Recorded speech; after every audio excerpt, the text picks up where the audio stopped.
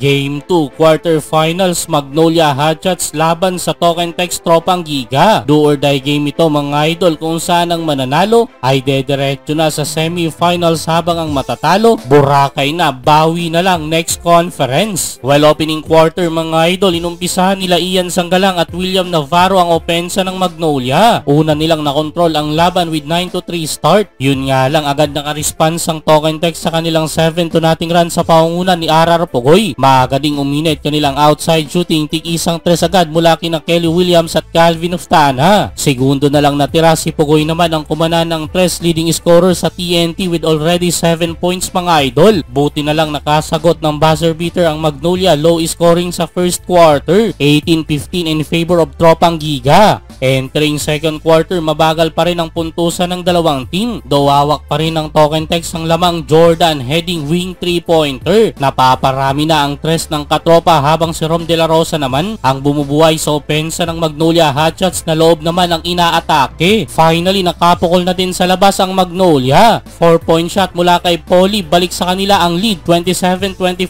under 5 minutes. Pero grabing counter ginawa ng Token Text Tropang Giga mga idol. Tuloy-tuloy lang kanilang outside shooting, kumanana naman ng tig-isang tres sina Calvin Oftana at Kelly Williams. Sumalampak naman si Poy Eram, gandang pasa yan ni Oftana. In trouble ang Magnolia, lumalakas na ang signal ng TNT. Abante na sila 8, 41-33 end of first half. Third quarter, lobo na, mahigit 10 lamang ng Token Text mga idol. Another back-to-back 3-pointer mula kina Calvin Oftana at Simon Enciso. 49-35 under 8 minutes. Pero nakasagot ng 8 nating run ang Magnolia, gumagana na kanilang outside shooting. Back-to-back 3-pointer din mula kina Zay Blosero at Aris Dionisio. Biglang nabuhayan ng dugo si Coach Chito Victolero, yun nga lang nasaktan si Mark Baroka matapos matapilok. Na high blood na si Coach Shot Reyes sa mga referee. Lagi lang din may sagot ang Token Text mga idol sa mga pinapakawalan ng Magnolia. Hirap sabayan ng hotshots ang dalawang bigman ng TNT na sina Kelly Williams at Brandon Ganuelas Roser. Pumahabol pa ng 3 points buzzer beater sa dulo si RR Pugoy, lamang pa rin sila 7 end of third quarter, 63-56. Fourth quarter, ayaw pa rin pawat ni Calvin Oftana, tres na naman mga idol. Pero di bumibigay ang Magnolia Hotshots, 2-man game, Baroka Tulosero may kasama pang foul. Bagyang pumabor sa Magnolia ang laban dahil maagang na penalty ang Token Text. Nagsunod-sunod ang free throw ng Hotshots mga idol, dahil dyan nahabol nila ang lamang ng TNT. Magnolia na ang umabante, wala ng 2 minuto, 75-74. Palitan ng basket sa crunch time mga idol, take over si Ian Sanggalang para sa Magnolia. Clutch basket sa ilalim, 79-78 last 6 seconds. Yun nga lang nakakuha ng foul si Kelly Williams kay Rafi Ribis. Pasok ang dalawang free throw, 80-79. Wala nang naging sagot ang Magnolia sa uli, panalo pa ang Token Text Tropang Giga. Buhay pa ang Grand Slam para kay Coach Shot Reyes, pasok na sila sa semifinals.